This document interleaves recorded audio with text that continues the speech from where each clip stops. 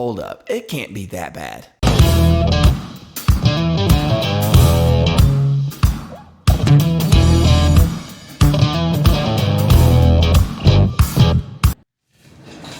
Hey everybody, welcome to the Whole Truth Bible Study, where I am taking you through the entire Bible from Genesis all the way to Revelation without skipping anything. So if that sounds good to you, make sure that you reach down and hit the little subscribe button below. That way every day as I'm putting out new content, you'll be notified of that. There are new videos coming out every weekday morning, Monday through Friday at 6 a.m. right here on YouTube, and then it gets posted. There's some other stuff happening, and it gets posted on some other channels as well, some other platforms as well, but mostly YouTube at 6 a.m. or every day on YouTube at 6 a.m. Well, not every day, weekdays and not bank holidays.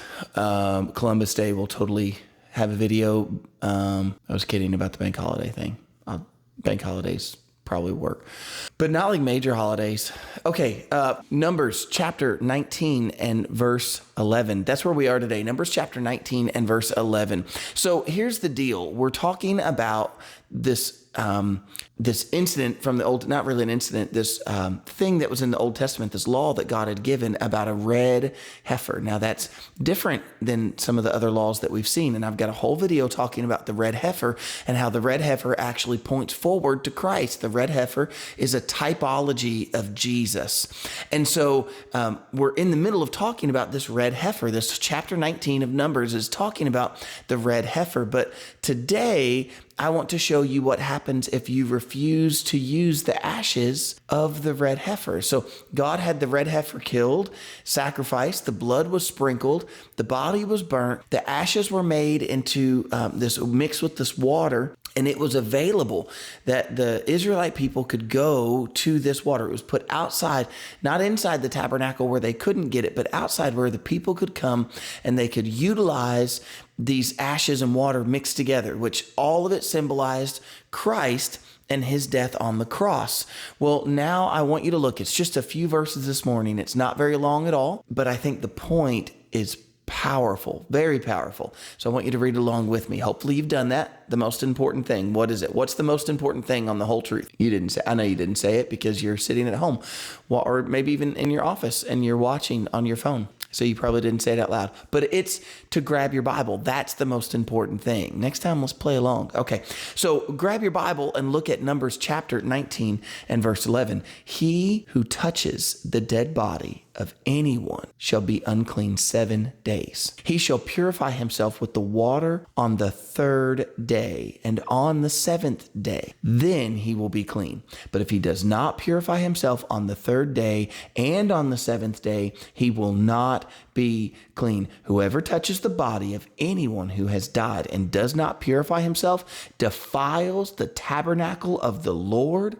That person shall be cut off from Israel. He shall be unclean because the water of purification was not sprinkled on him. His uncleanness is still on him. That's it. That's the passage today. Do you understand what was said? If somebody touches a dead body, they are unclean. They are unclean for the next 7 days. Now let's just pause for a second and understand that in the context of the historical context, the timing, Israel, where they are, that place in Israel, and the law that God has given, then understand this, that to be unclean was not necessarily a sin. You did not sin by touching a dead body. Do you hear what I'm saying? That was not like, oh, you did something morally wrong and you sinned.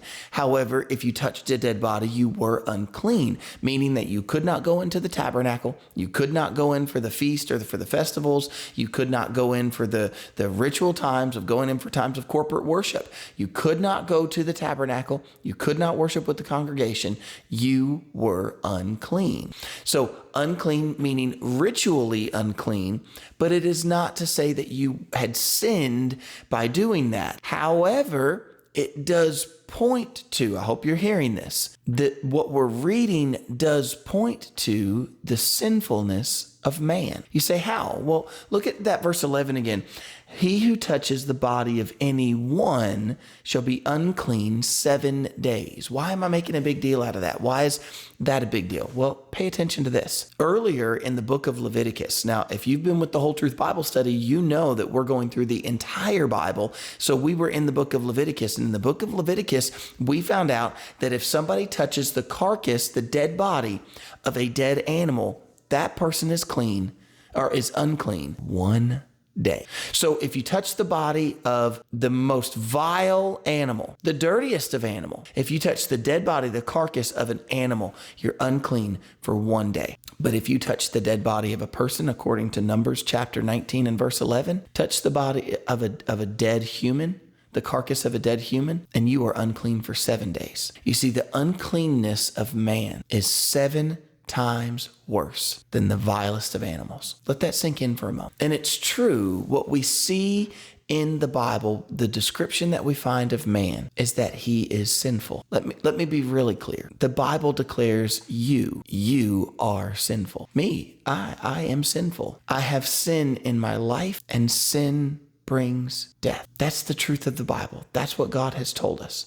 Think about the layout that God has given us in his word. I gave this to my church just the other night.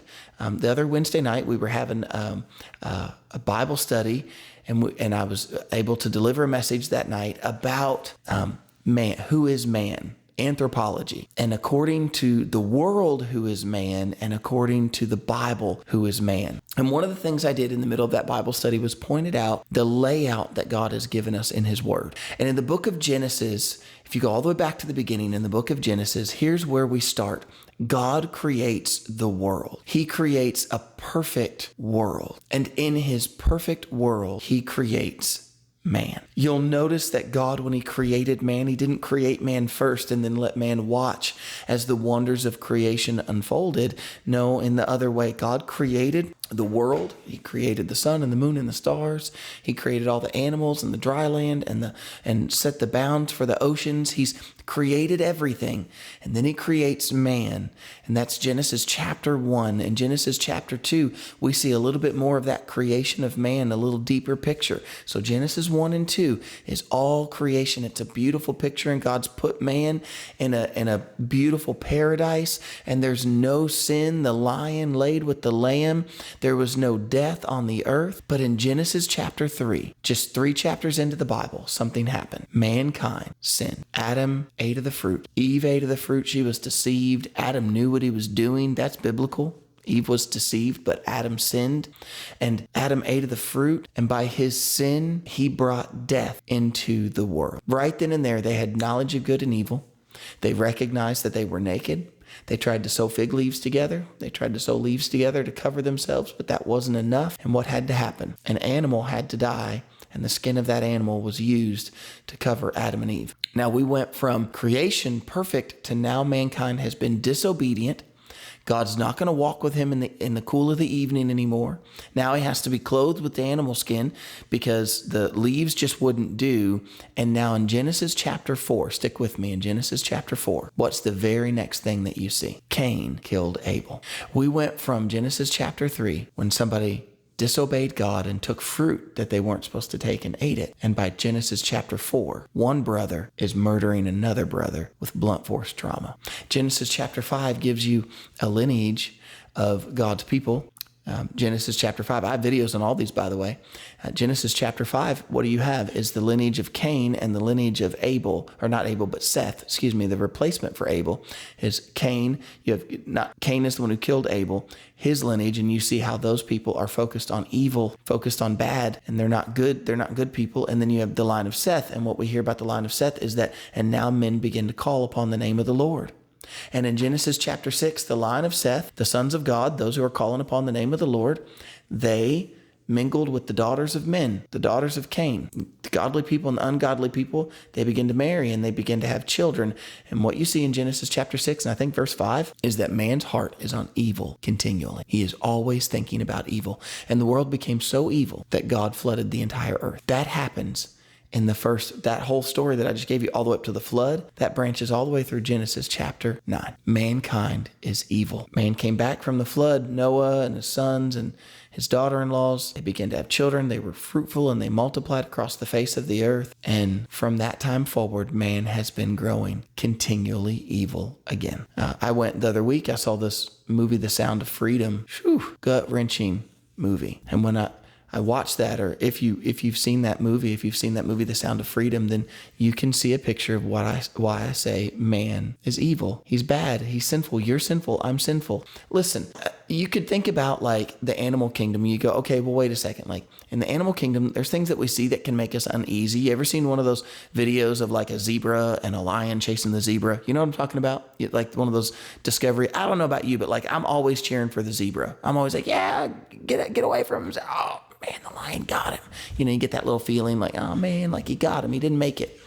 And that's true. Like we get that little feeling, but the truth is if the lion didn't get the zebra, the lion's going to starve. Do you understand what I'm saying? Like the lion has to eat the zebra. That's how he's going to live. That's just the natural order of things. That's just the way that the animal kingdom works. That's not necessarily wrong. What you won't see is this. You won't see a lion take a tribe of zebras hostage. And you won't see a lion kill zebras for sport. You won't see him kill them because he just has a desire to. Are you sticking with me about that? But man does. Mankind kidnaps and kills and he steals, and sometimes he does it for pleasure because mankind is evil and his heart is on evil continually. So when a person dies, then here what we see is God says he's unclean. If somebody touches the carcass of a dead body, a human, you're unclean for 7 days. Now, even more so, check this out. Here's what it says. And if anybody touches the dead body of anyone he is unclean for 7 days. In verse 12, he shall purify himself with water on the 3rd day and on the 7th day. He has to be clean twice, on the 3rd day and on the 7th day. He's got to purify himself with the water on the 3rd day and the 7th day. Then he will be clean. But if he does not purify himself on the 3rd day and on the 7th day, he will not be clean. Whoever touches the body of anyone who has died and does not purify himself defiles the tabernacle of the Lord, that person shall be cut off from Israel. He shall be unclean because the water of purification was not sprinkled on him. His uncleanness is still on him. Are you with me on that? Do you understand what just happened? You touch the dead body of a person, you're unclean for 7 days. Now you can wash, you can be made clean, and we're going to talk about that in the next video. But what if you refuse to be made clean? What if you say, I'm not going to go and wash on the 3rd day and on the 7th day? Well, then you have to be cut off from Israel. You have to be cut off from God's people. Friends, that is the truth for those who refuse Jesus. Who does the red heifer represent? What's the typology of Christ? And so for Israel, the real historical context, if they refuse to be cleansed with the ashes and the water from the red heifer on the 3rd day and on the 7th day, then guess what? That person was unclean. They could not stay with Israel. They had to leave. They couldn't stay in the camp. But if they would be made clean, they could stay. So they have a choice. But if they choose not to, then they have to be removed. That's the truth of Jesus. You have a choice to follow Jesus. God has declared us as unclean. He has demonstrated to us that we are unclean. We're sinful. But God has made a way for us through Jesus Christ. But if you refuse him, then you are unclean still, and you have to be put out for all of eternity. I don't want that. You don't want that. I want to see you in eternity with me. So I hope today that you've put your faith in Jesus. I hope that you've enjoyed today's video, and I hope you'll come back tomorrow as we look at Numbers chapter 19, and we finish up the chapter with the running water, like pouring water of the red heifer with the red heifer's ashes. What's all that about? Well, we'll talk about it next time. See you.